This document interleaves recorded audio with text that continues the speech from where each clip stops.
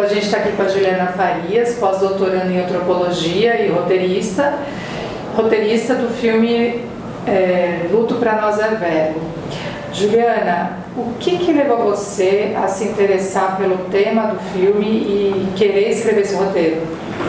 Então, acho que é importante trazer a história que leva o convite para a produção desse vídeo, né? Que foi uma encomenda, na verdade, da Conectas, né? Porque teria um número específico da revista Sur, que já é uma revista, né, de direitos humanos bastante difundida nesse meio, e teria um dossiê específico sobre racismo e violações de direitos humanos, né? Então, as pessoas da Conectas já tinham assistido o documentário Auto de Resistência, né, que eu também escrevi o roteiro junto com a Natasha Neri, que é uma das diretoras do filme. E a proposta da Conectas era saber se teria material que a gente pudesse usar num outro vídeo. E a minha relação com essas mulheres, ela começa em 2004, lá no Rio de Janeiro, um ano depois da chacina do Borel, que foi uma chacina que aconteceu no dia 16 de abril de 2003. Né? E naquele ano foi um fato muito marcante, porque 4 jovens foram executados sumariamente, né?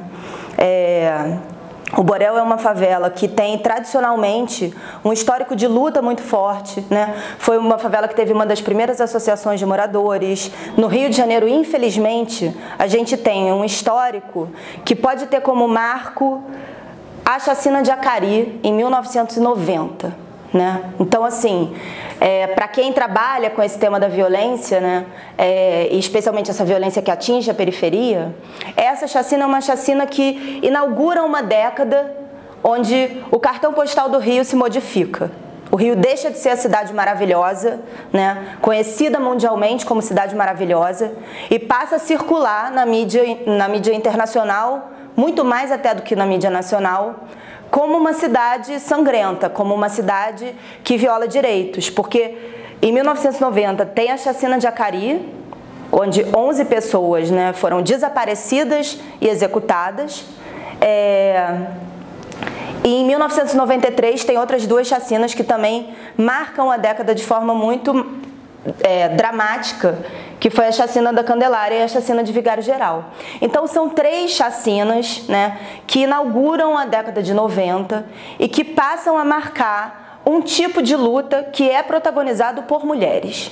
Essa chacina do Borel, localmente, inaugura um movimento que chama Movimento Posso Me Identificar, porque uma das 4 vítimas era um motorista de táxi que estava com todos os documentos de carro, e ele tentou mostrar para um dos policiais antes de ser executado.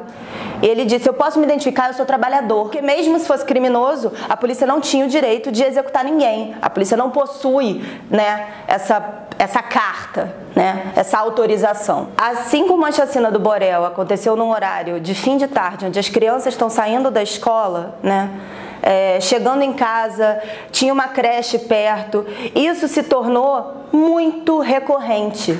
Tem muitas operações da polícia que acontecem no horário de entrada e saída de escola. Então, assim, não está sendo respeitado, não é só o direito à vida, não é o direito de ir e vir, não é o direito à educação, assim, é uma violação conjunta, parece, né, de muitos direitos. Por exemplo, como a mãe da Maria Eduarda, que aparece inclusive no Luto para Nós é Verbo, né, que é uma menina que estava no pátio da escola e foi atingida durante a aula. E você vê alguma presença, alguma situação em que o Estatuto da Criança e do Adolescente, que tem toda uma história, assim, se faz presente, né, nesses momentos? Olha, é bem absurdo, mas o Estatuto da Criança e do Adolescente, ele não é respeitado de forma nenhuma nessas operações. Porque tá tão depois do respeito do direito à vida, os adolescentes que cumpriam medida socioeducativa, terminaram de cumprir, voltaram para as suas casas, voltaram para estudar e estão seguindo sua vida, né? Eles são extremamente perseguidos pela polícia, porque a polícia sabe quem são esses adolescentes, né? Então, assim, é como se fosse uma inversão do ECA, o que a gente vê. Não é só uma anulação dos direitos desse adolescente, e das crianças nem se fala, né? Mas, assim, o adolescente, ele é muito visado, ele já é um potencial criminoso. Algumas mães dizem isso, né? Que desde o ventre, e infelizmente a gente passa por governos, e chegou a ter o caso de um governador do Rio de Janeiro que falou que as mulheres moradoras de favela eram fábricas de produzir marginal. Então, assim, desde o ventre da mulher negra moradora de favela, esse adolescente, ele está criminalizado. Eu percebi durante, né, essa trajetória de pesquisa no Rio de Janeiro especificamente, que isso também é reforçado por muitos professores das escolas, isso é reforçado por outros profissionais da área da saúde, assim, profissionais que deveriam estar amparando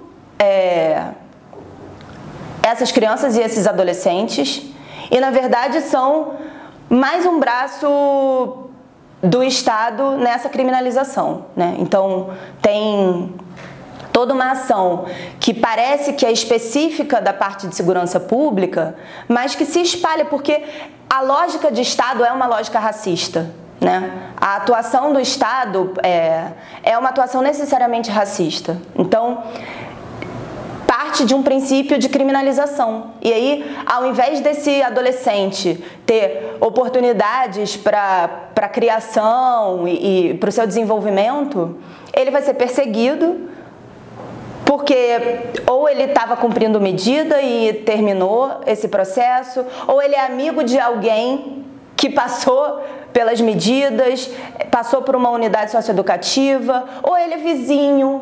Os territórios de periferia e favela, eles são criminalizados por completo, né? E aí quem mora ali, não importa quem seja, vai ser criminalizado necessariamente. Então é como se a pessoa que mora criminalizasse o território e o território de volta criminalizasse aquela pessoa.